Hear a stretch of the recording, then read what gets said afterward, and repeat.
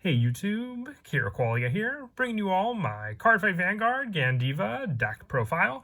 This is one of the new decks we got out of the Dragon Masquerade booster set. A lot of people have some high hopes that this is going to be one of the top contenders for the meta series in D format. It just is very, very consistent. The deck does everything it needs to with the cards that you can just set up to begin with your Vanguard, and the good majority of what you can draw into with the bind power that this deck is meant to do. And the more cards you have in your bind zone, the more power you can boost to all of your units on the field. And then just being able to reveal other cards and take out your opponent's rear guards thanks to Gandeeva's power as well. So without further ado, let's go ahead and get started with the deck profile. So for the ride deck, our grade 0 is Scarlet Flame New Soldier, bookish. When it's rode upon, if you went second, draw a card. The standard starter for the deck with our grade 1 being Scarlet Flamebow Soldier, Aguirre. On Vanguard, if your opponent has one or less rear guards, when you would ride Scarlet Flamebow General Depanel from your ride deck, you can ride it without discarding a card from your hand. So it all comes down to if your opponent wants to call out cards to make it so you have to invest in a discarded card for your grade 2 ride. And when this unit's rode upon, if your opponent has 2 or more rear guards, you may call this card to rear guard. So even if they do call more rear guards, you're at least getting another additional card to make up for the card that you may have discarded for the grade 2 ride. With our grade 2 being Scarlet Flamebow General Depanel.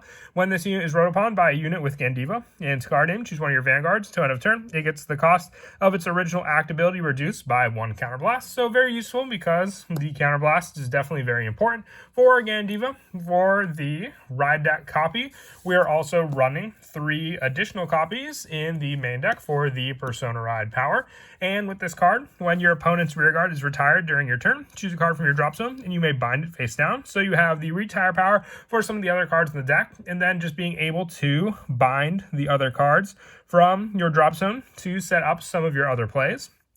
And then on the Vanguard, during your turn, all your front row units get plus 2,000 for each face down card in your bind zone. If your bind zone has 5 or more face down, it gets critical plus 1. So being able to set up those 5 cards in the bind zone adds to the overall pressure that you can provide with your Gandeeva. And on the Vanguard circle, once per turn, you can counterblast 1, choose 5 of your opponent's rear guards with different grades from each other. And then your opponent, you reveal the top 5 cards of your deck and retire all of the chosen units with the same grades as the cards revealed. Shuffle your deck and retire 1 or less cards, draw a card, and choose a card from your drop zone and bind it face down. So more retire power for your opponent's cards. Check in the top 5 cards and choose 5 of your opponent's rear guards with different grades. So depending on what they may have set up, you can have the option to reveal and then retire any of those cards that your opponent may have also. Moving on now to the grade 2s. We're running 4 copies of Great Flame Axe Ambitious Scales, Kogaflon. When it's discarded from hand during your ride phase, you can Soul Blast 1, put this unit on the bottom of the deck, and draw a card. And on auto, when it's placed on rear, if you Persona Road this turn, counterblast 1 and retire all of your opponent's rear guards in the same column as this unit. More retire power for the deck as well, just giving the bind option with your Gandeeva for when you retire, and only having to use an additional counterblast for this card's skill when you Persona Ride. For some of the other grade 2s, we're also running the 4 copies of Scarlet Flamebow General, Rugwent. When this unit is placed on rear, if you have a Vanguard with Gandeeva and its card name, counterblast 1, choose one of your opponent's rear guards, retire it. If you did not retire a card, draw a card and choose a card from your drop zone and bind it face down. More bind power, but also making up for the fact if your opponent doesn't have any rear guards, you can at least go for a draw off of that card that you potentially retired, or, just didn't have to retire using this card for the counterblast 1 when placed on rear guard with the Gandeeva skill. For some of the other grade 2s, we're also running the 4 copies of the Drag Gritter Alpha Car. When your Vanguard with Gandeeva and its card name attacks a grade 3 or grade Vanguard, you can counterblast 1 and bind this unit face down from your rear guard and look at the top 5 cards of your deck. Choose up to 1 grade 3 or less unit from among them, call it to rear, and shuffle your deck. So more search power, because then you can go for the attack with your Alpha Car and then bind it, and then get an additional unit to call out on the field for the multiple attacks that you can also do with the Gandeeva deck. And the more cards you have bound, thanks to Gandeeva, the powerful your front row will be. So you can even just attack with this card without having to provide any boosts and saving the boosts for the unit you called out. Now for the last of the grade 2s, 3 copies of Meteor Flare Dragon. When it's placed on rear until end of turn, all of your opponent's rear guards lose their continuous abilities and cannot gain them. And then counterblast 1, choose one of your opponent's rear guards in the same column as this one and retire. So being able to take away from your opponent's continuous definitely does help for some decks, like when you're going up against Prison, having the minus power for the continuous rear guard abilities. Depending on what deck you go up against, it just is a good way to stop those abilities from even resolving. And on rear guard during your turn, if your opponent's Vanguard is grade 3 or greater and they have no rear guards, this unit gets plus 10,000. So if you're able to clear out all their rear guards, you have the additional power with this card on top of Gandeeva's boost to the front row as well.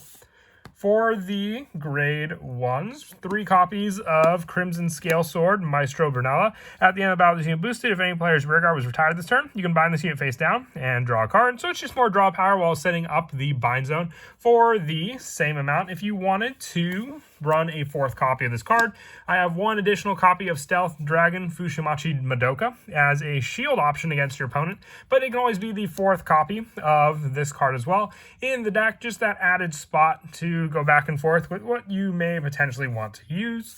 With the other grade 1s being 4 copies of Scarlet Flame Bow Soldier Boken. When the back row rear, when you're a Vanguard with Gandeeva and its card attacks, if your bind zone has 3 more cards, you can bind this unit face down and countercharge. So the deck does counterblast a lot with our grade 2 Persona Ride Retire card and then Gandeeva itself. So having a 4 of for the countercharger, I would say, is definitely necessary, so you never have to worry about losing your counterblasts and the overall main power that the deck was meant to do. Now moving on to the last of the grade 1s with 4 copies of Sparkle Rejector Dragon, just the Sentinel of choice for when, if you have 1 or less cards in hand, you don't have to pay the discard cost. If you wanted to run Elementaria Sanctitude, you could always take out 1 copy of this card for a copy of that Blitz Order. And also, if you wanted to go for the Gradius Gradel, you can always take out the Fuchimachi Madoka for that spot if you didn't want to go for the 4 full of for the Bernala playset there also.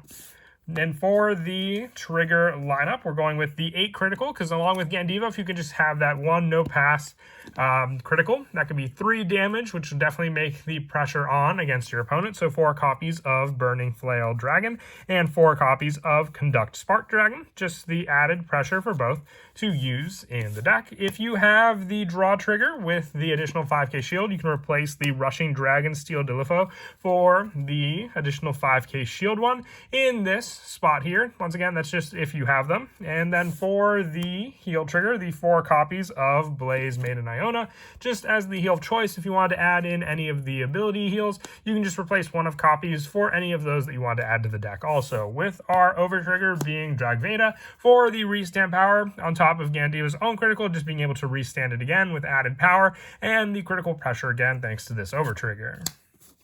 But that is it for the deck profile. I hope you all enjoy. It's a really powerful deck, and like I said, this is definitely meant to make some waves in the upcoming meta that we have for D format. So as always, until next time, please don't forget to leave a like and subscribe, and Kira Qualia out.